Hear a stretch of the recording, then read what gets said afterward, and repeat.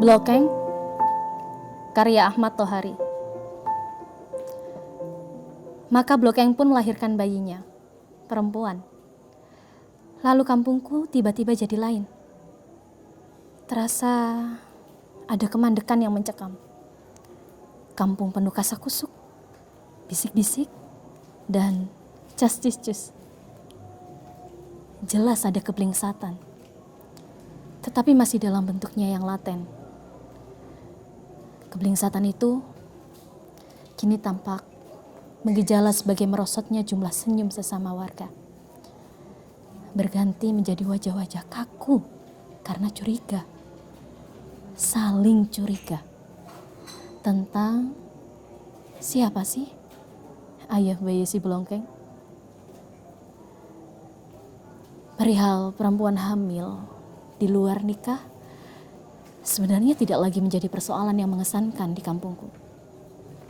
Sudah acap terjadi. Babu dari kampungku pulang mudik membawa buntingan anak majikan atau entah anak siapa.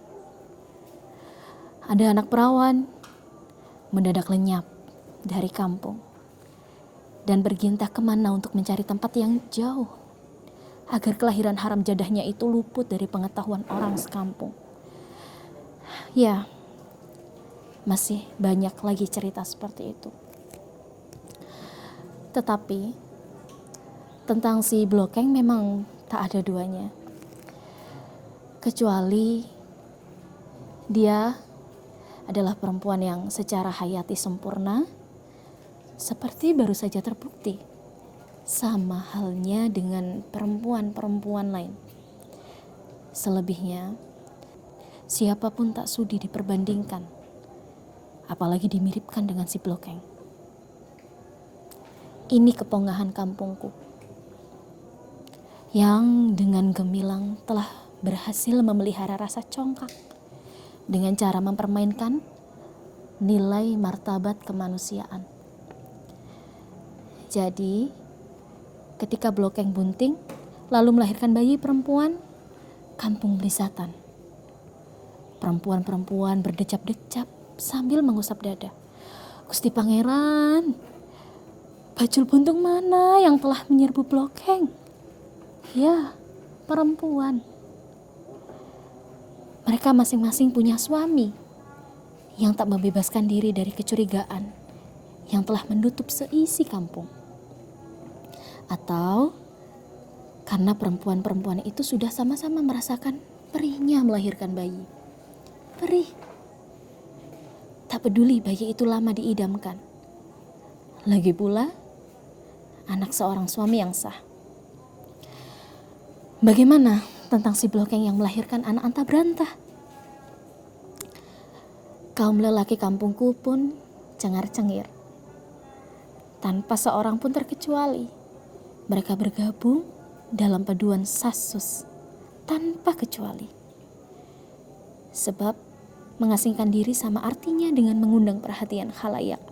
Dan pada gilirannya tanpa ampun lagi bakal tertimpa tuduhan menghamili Blokeng. Dan kampungku memang pongah. Tuduhan membuntingi Blokeng di luar segala urusan hukum atau aturan lainnya dianggap sebagai perilaku purba yang paling tak bermartabat. Sebab Blokeng memang tak ada duanya. Dan setiap perempuan akan merasa demikian malu bila diperbandingkan dengan dia. Dulu, ketika Blokeng baru diketahui hamil 4 bulan, ada seorang hansip yang bertanya padanya, "Siapa si ayah si jabang bayi?" "Emboh," jawab Blokeng acuh. "Hei, katakan aja. Demi kebaikanmu sendiri dan bayimu yang pasti memerlukan wali bila kawin kelak." "Emboh, emboh. Hei, jangan alot seperti itu. Aku ini hansip loh. Kamu tak boleh mangkir. Atau kudatangkan polisi kemari." Blokeng tak mengerti apa itu polisi. Tapi dia mengerti orang-orang berseragam yang pernah menarik tangannya agar dia menyingkir dari onggokan sampah karena bupati mau datang meninjau pasar. Seperti monyet melihat belacan, takut dalam citra satwa. Itulah kesan perasaan yang tergambar dalam wajah Blokeng. Wajahnya menciut. Ular. Ular? Yang membuntingimu ular? Baik, katakan. Ular siapa? Ular Koros. Aku tidak main-main. Emboh. Pak Hansip mulai berang. Ternyata baju seragamnya pun tidak cukup ampuh sebagai alat penarik pengakuan Blokeng. Maka dicarilah tali. Pak Hansip berpura-pura hendak membelenggu Blokeng. Aku tak boleh berkata apa-apa. Kalau mulutku bocor, dia akan memukulku dengan ini, kata Blokeng sambil menggamit lampu senter Pak Hansip. Jadi, ayah bayimu datang ke sarang ini membawa senter. Dia laki-laki yang memiliki senter. Emboh. Maka keesokan harinya tersiar berita, ayah bayi Blokeng adalah seorang lelaki yang memiliki lampu senter. Kampungku yang pongah kemudian memperlihatkan gejala aneh. Lampu-lampu senter lenyap. Yang berjalan malam hari lebih suka memilih suluh untuk penerangan. Ronda malam dan Hansip kena marah karena mereka menjaga kampung hanya dengan menggunakan korek api, bukan lampu baterai. Tapi lampu senter terus menghilang dari kampungku yang pongah. Sekali waktu ada sasus baru. Katanya Blokeng memberikan keterangan lain tentang laki-laki yang membuntinginya.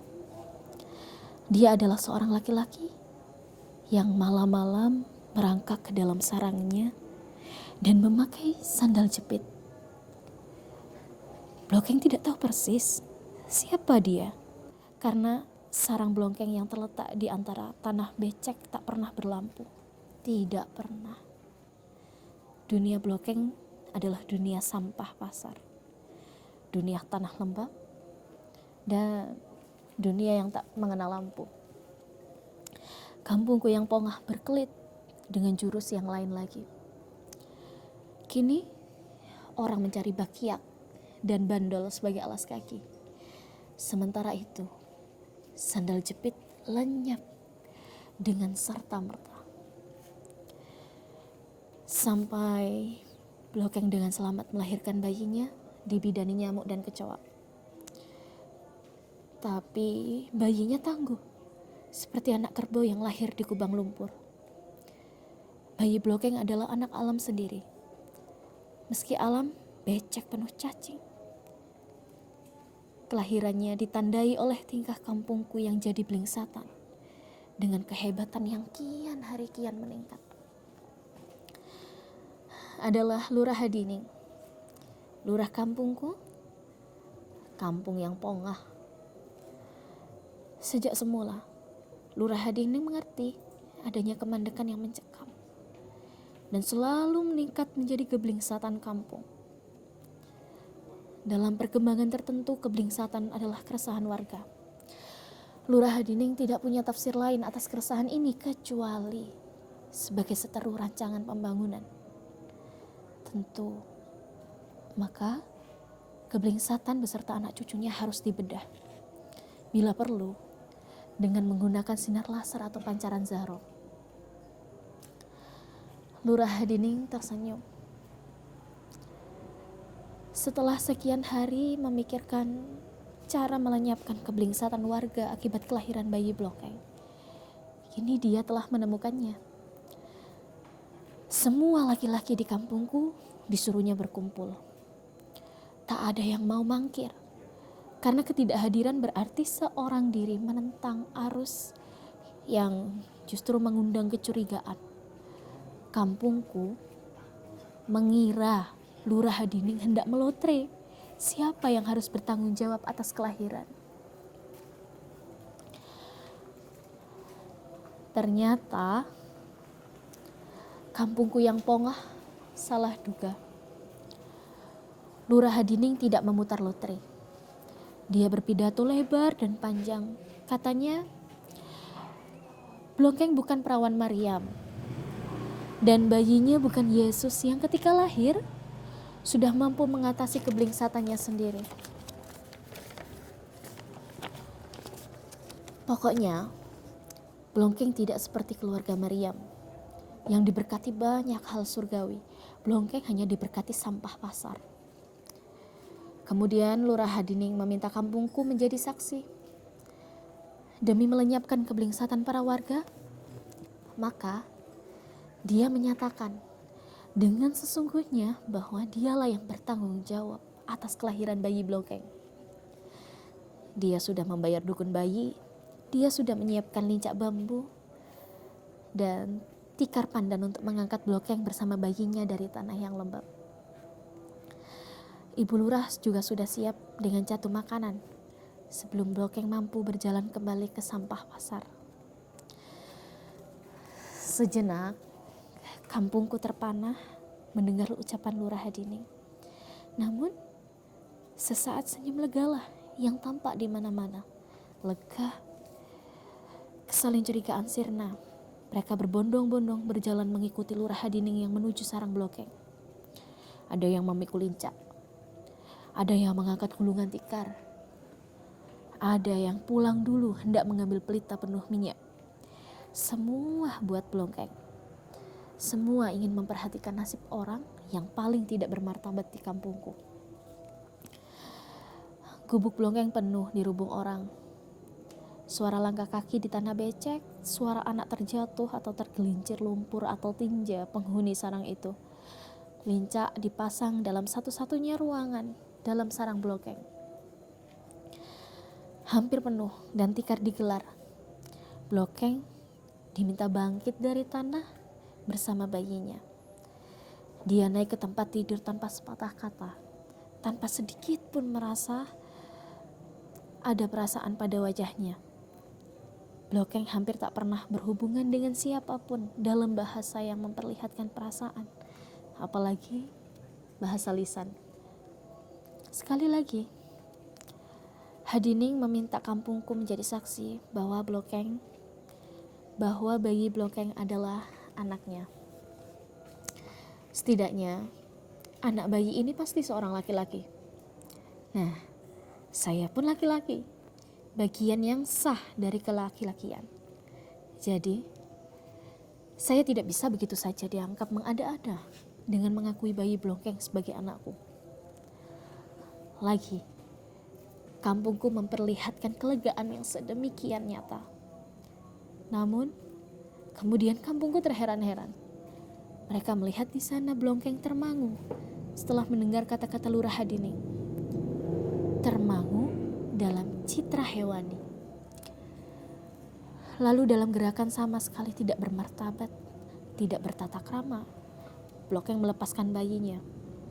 Didekatinya Lurah Hadining, dibukanya kopiah kepala kampung itu. Lurah Hadining yang terkesima membiarkan saja perilaku Blongkeng. Tidak, kata Blongkeng, sungguh tanpa tanda memperlihatkan perasaan. Yang datang kemari malam-malam tidak berkepala botak, bukan orang ini. Kampungku tergagap, tak terkecuali lurahnya. Sedetik setelah mendengar ucapan Blongkeng itu, lihatlah wajah mereka-mereka yang berbaur dan buram. Mereka menggaruk kepala masing-masing yang sama sekali tidak botak, kecuali Lurah Hadining. Di bawah rambut lebat, otak mereka mulai berpikir untuk berkelit menghindar dari kemungkinan tuduhan membuntingi Blongkeng. Sungguh, keesokan hari, kampungku sudah berubah gundul.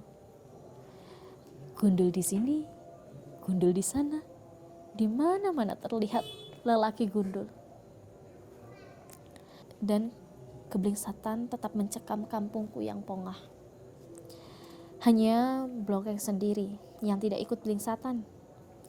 Dunianya yang tidak cukup akal membebaskannya dari dosa, dari keharusan mempunyai suami sah, dan dari kepongahan yang akan menelurkan keblingsatan dan kepura-puraan.